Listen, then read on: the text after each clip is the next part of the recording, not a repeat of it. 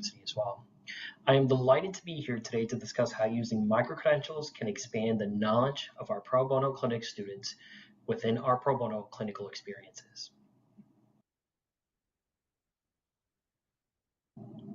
This year, I had the opportunity to present this information at the Pro Bono Network Conference at Widener University in Philadelphia to participants from various universities representing various disciplines.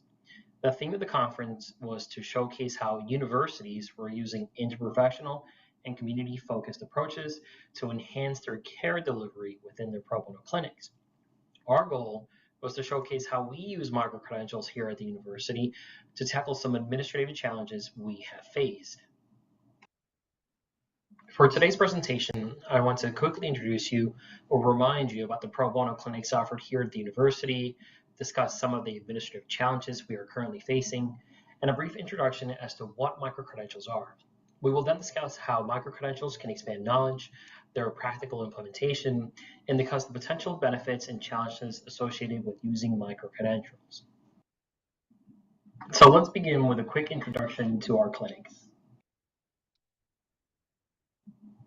One of the really cool things about attending these conferences is our ability to showcase how impactful our pro bono community clinics are and the difference they make in the communities that we serve, especially since we are located in 5 campuses across 3 states. I think a lot of participants and a lot of the attendees that come to our presentations really walk away with an awe of how big we really are. And as you can see here, we treat a variety of patients in various clinical settings, such as pediatrics, PT, and OT, with an example here of our San Marcos Neuroplasticity Clinic, our adult and PT and OT clinics, such as the one in our St. Augustine and Miami campuses, and as well as treating pediatric and adult SLP patients via telehealth in Florida, Texas, and California. We have some really amazing faculty that run our pro bono clinical experiences on each campus and each discipline. And without them, we would not be able to achieve many of the goals that we have set out to achieve. For our pro bono department, it's basically made up of 2 people, myself here on the Florida St. Augustine and my amazing manager, Nicole Capel, who is out in the Austin campus. And one of the things that we like to say is we like to be a presence at each campus, but it's kind of hard for us to be present at each campus. So certain things that we like to tackle administratively, such as patient, student, or faculty onboarding into the clinics, whether it be clinic and systems training, whether it be making sure that students and clinicians are properly trained in the tools that we use in pro bono, as well as ensuring that patients are scheduled and clinics run smoothly, might be a bit of an administrative challenge for us. So how could we possibly be at each campus for each of the orientations of each of the meetings? Now, do we just take our private jet and fly around from campus to campus, ensuring that each clinic is set up for training and make sure that it's running smoothly on clinic days? Unfortunately, we don't have a jet, but I feel like we have to come up with innovative ways to ensure that we can be a presence in each campus without really being there in person. And this is exactly where micro-credentials actually fit in. And this is where micro-credentials can actually help us. One of the really interesting things about presenting this to the Pro Bono Network Conference was the ability to kind of gauge where other universities were when it comes to their knowledge of micro-credentials. And surprisingly, a lot of the attendees of my presentation did not have an idea of what micro-credentials are, but were really interested in the actual concept, which really shows us that we are ahead of the curve. So what are micro-credentials? Micro-credentials are essentially mini qualifications that can help individuals learn new skills, progress in their careers, or change careers entirely. Also known as micro degrees or nano degrees, they're often on-demand online courses that can be completed on your own time and provide a certification upon completion. They're designed to be fast, accessible, and specialized. Micro-credentials can be personalized, You can create your own learning journey based on your interest and career goals, gaps in your skills, and the specific need. They can be flexible as you can study when it's convenient for you. They can be performance based, and unlike sit and get certifications, micro credentials are awarded based on demonstrated mastery of the subject matter, not just for showing up. Micro-credentials are designed to fill specific knowledge gaps that may arise due to new developments in the field and can also validate specific skills or competencies.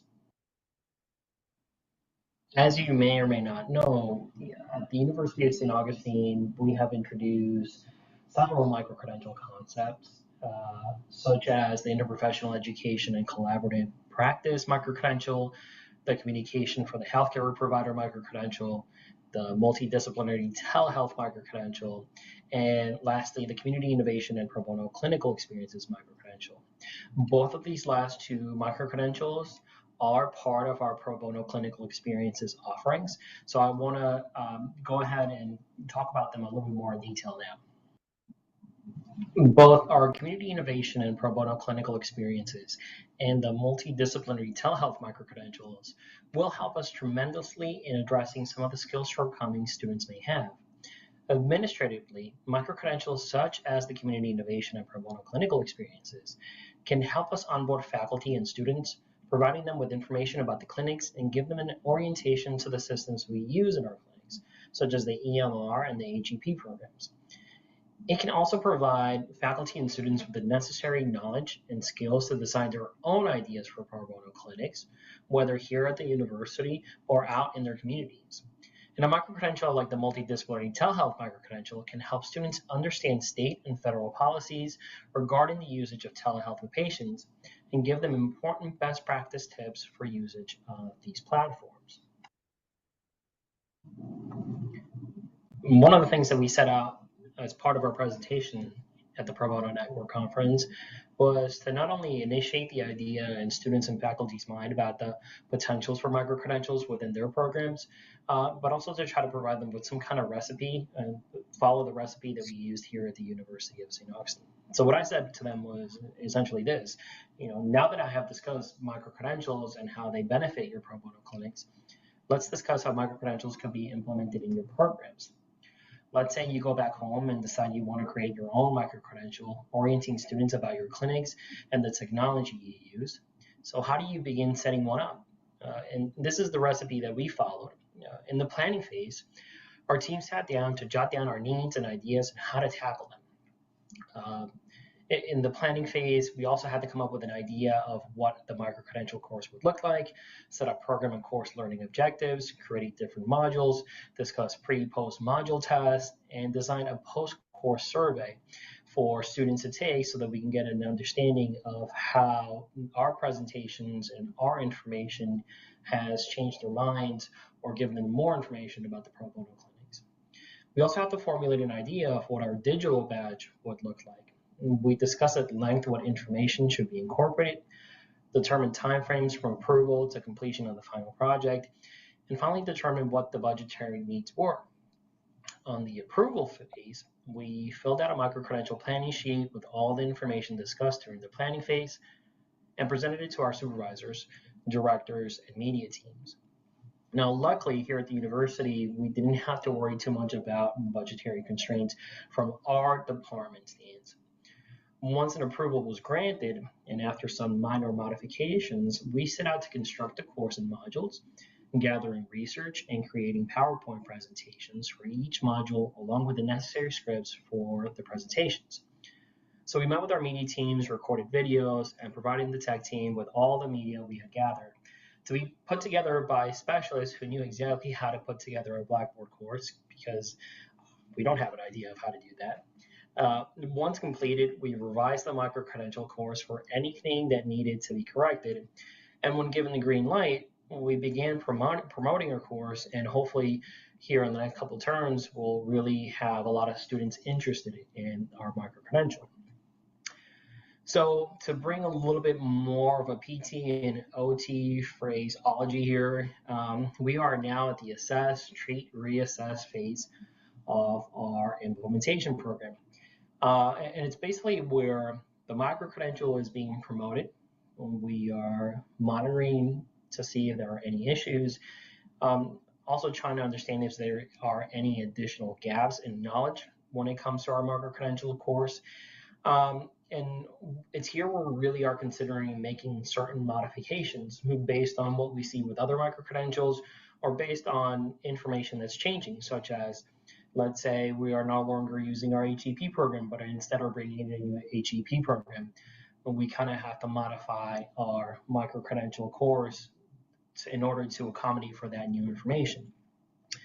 So in the end, as changes come along, as new information is presented, and as we see that there are additional gaps in knowledge, we will work to fill them in, always modifying the micro-credential so that it stays relevant to the needs of our pro bono clinics.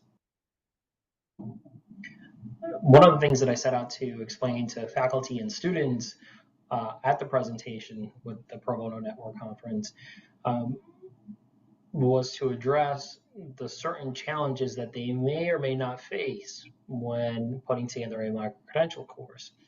And these are certainly challenges that they will need to overcome and address, such as aligning the objectives of all team members, navigating the complexities of knowing whether you have too little or too much information, determining whether your clinic or school has the budget to create a micro-credential, and the ever-fleeting concept of time.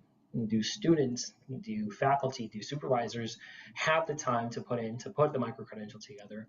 Do they have the time to go to their media teams and record videos, which is basically something that definitely needs to be worked on and addressed at the time of planning for the creation of a micro-credential. However, aside from all the challenges that you may or may not experience, the benefits of using these micro-credentials are huge, as you can really impact clinic operations with better uniform training across clinical personnel without necessitating a lot of extra work to fill in those gaps, reduce some of the stress and anxiety about participating in a pro bono clinic and dealing with patients, and providing students with an ability to have an essential and verifiable skill to build their resumes, something that could help them stand out in their future career. At the end of our presentation, I set out to kind of leave students and faculty with an impactful quote, especially from somebody that is very essential to a lot of the technology changes that we've seen over the past 20 or so years. So Steve Jobs said, let's go invent tomorrow instead of worrying about what happened yesterday. And what I mentioned to students and faculty is that we can invent tomorrow by using micro-credentials. It's a solution that's both agile and accessible and specifically related to the unique opportunity pro bono programs offer to our communities and to our student body. So I want to thank you for your time and listening to this presentation, and I will now open up the floor for any questions that you guys may have. Okay, and do we have any questions for Christian? And I apologize, the survey link got mixed up in the chat, but it is correct on the invites and every other place that I sent it to you, but just in the chat. Yeah, see, Jaslyn, she put it in there, she found the correct one. It is everywhere else, just in this chat, for some reason it came up on the Zoom as the wrong one, so I apologize for that. But the correct one is in there now, so.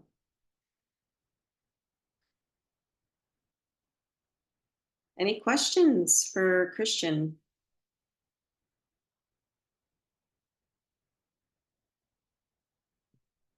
Did you have anything you wanted to add, Christian, or? I really like presenting that way because it's a lot easier for me to present that way. I feel like I'm glad. But no. Go ahead. No, I was going to say our micro-credentials are currently open on the Office of Micro-Credentials if anybody's interested in participating. And I think I mentioned the Pro Bono Network Conference. I think we're lucky as a university to be affiliated with them. And what we hope to do is, and what I'm currently working on is kind of changing the structure of the community, our student micro credential, to implement a couple more things so that in the future we could have students come and participate with us and do their own presentations about their ideas for pro bono clinics. So that's something that hopefully will be coming here soon. And I did put the direct link to our SharePoint site with the micro credentials, that we have both a faculty catalog and a student catalog. And under the student catalog, if you are an EDD student, there is another little tab that you can go to for the courses that are directly that you can directly enroll in, and they're for your track. So Rosanna, you had a question. Hey, Christian. Is there any number of hours to complete, or a specific program for the students to complete to get those micro credentials? How does it happen? So right now, how we can establish that? So right now, our student, the micro credentials just by participation. So if you participate in them, there's no hours associated, thinking that all our students will in some shape or form participate in a pro bono experience. Going forward, I think one of the things that we will introduce is kind of like a mandatory set of hours for them to participate so that they can be inducted into the pro bono honor society. So that's something that we're working as a future step. But yeah, right now there's no hours. It's just taking the course and completing a project at the end of that course. That's awesome. Great initiative. Thank you. So there are, when you earn the badge, it is equivalent to a certain number of hours for completing the course. But I'm not sure if that's exactly what you're asking or not, because typically our micro-credential courses take you about 10 to 15 hours. That's what they're supposed to be, all of the courses, in order to earn a micro-credential. But I think Christian's talking about the number of pro bono clinic hours that might need. I think that you both answered my question in different ways, but Okay, completing each other. I wasn't sure which you. one you were asking. That's why I wanted to be clear. Thank you both. Yeah, that helps. And those do, if you're faculty, those courses and students, those courses can count for professional development. So when you complete a micro-credential course and it's assumed that that course is 10 hours, 11, whatever it is, because it says on there how many hours that you would get for it, then that does fulfill professional development as well.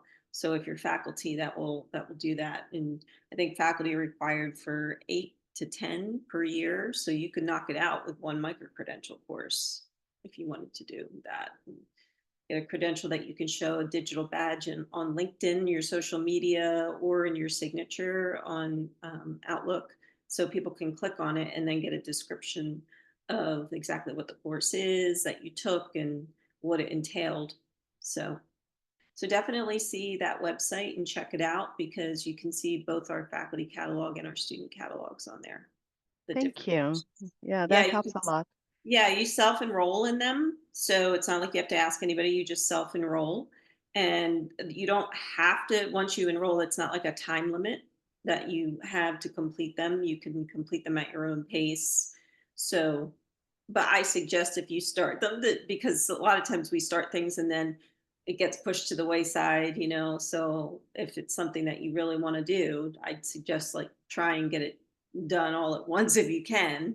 If you have a break or something and you want to do something that's going to take up 10 hours of your time, then that would be it.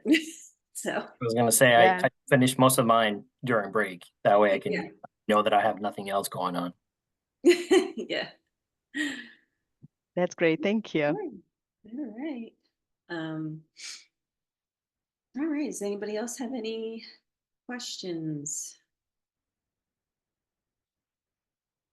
And we're also always looking for suggestions from both students and faculty for micro-credentials. So if you look on that page, that's the main page that I put that link at the very bottom. If you look all the way towards the end, it'll say, if you have an idea for a micro-credential, or if you want to actually work on one, you can do that too. So if that's something that your department, your PD, you want to run by your PD, to see if that would be a topic that you could somehow work as a co-curricular activity or within classes, whatever you want to do. We're open to any of those things.